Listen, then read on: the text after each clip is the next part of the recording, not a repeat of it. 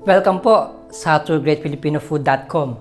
Ngayon, ipapakita ko naman sa inyo kung paano magluto ng goto.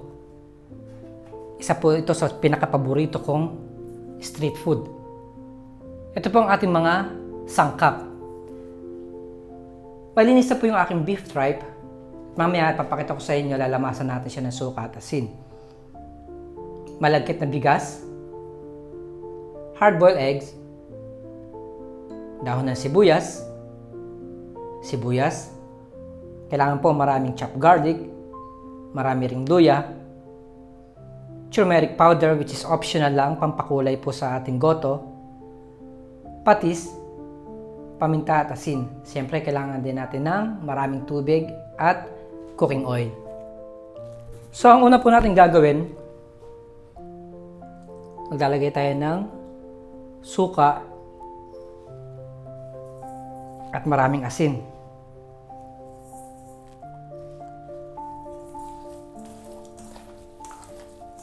So imamassage ko lang siya para po matanggal yung lansa. Tapos hahayaan lang natin siya mag-stay ng mga 5 minutes bago natin siya palambutin or pakuluan.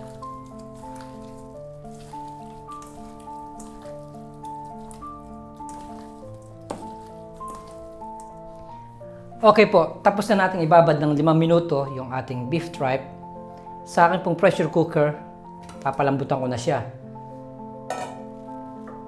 Maglalagay tayo ng luya at bawang. At syempre, ang tubig.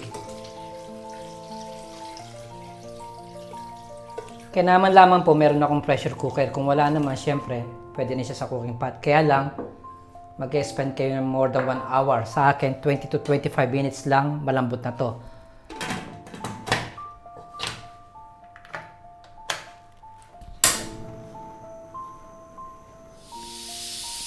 Tapos na po yung 25 minutes, patayin ko na yung aking kalan.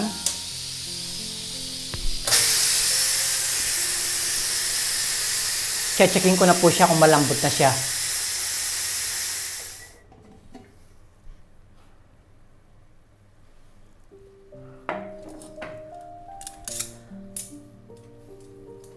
So yan, malambot na yung ating beef tripe.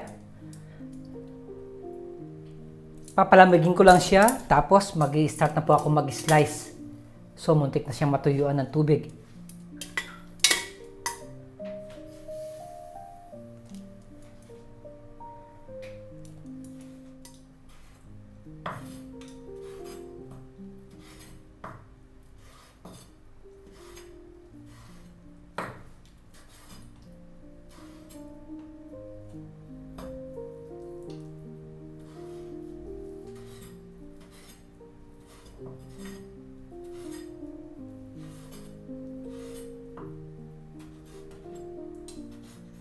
Okay, Doki, mag-i-start na tayong magluto ng goto. Mainit na po yung aking wok.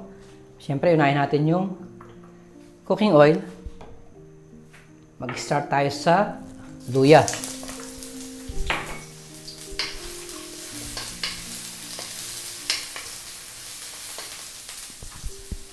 I-add ko na rin yung ating garlic.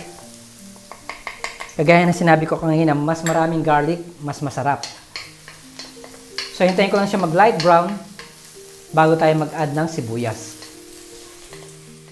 So, okay na yung ating garlic and ginger. Onion naman. Gisayin ko lang siya ng mga 30 seconds bago tayo maglagay ng pinalambot na beef tripe.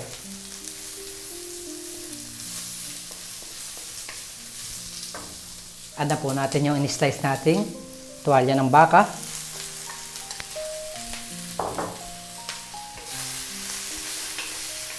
Lulutuin ko lang siya ng mga ilang minuto.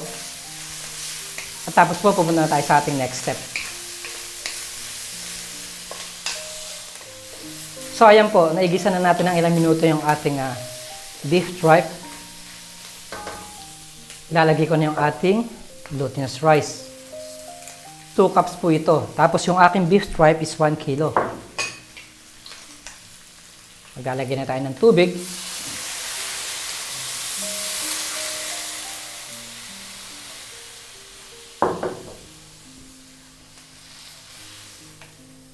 Haluin ko rin sa sandali. At mamaya po mag-aaduli ako ng tubig. Gawa ng i-absorb ng rice yung ating water. Titimplahan ko siya ng asin at paminta. Patis. At ang turmeric powder. Kung wala po kayong turmeric powder, okay din po yun. So, hihintay lang natin maluto yung ating glutinous rice. Tapos po, pupunta ulit tayo sa ating susunod na gagawin.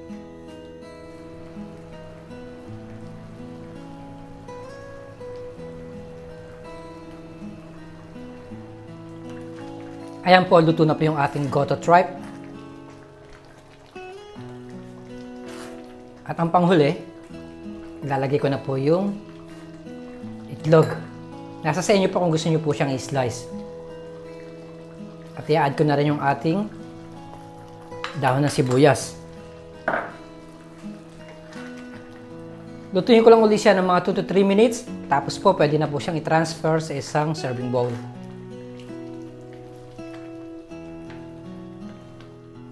Ito na po ang ating finished product ng napakasarap na goto.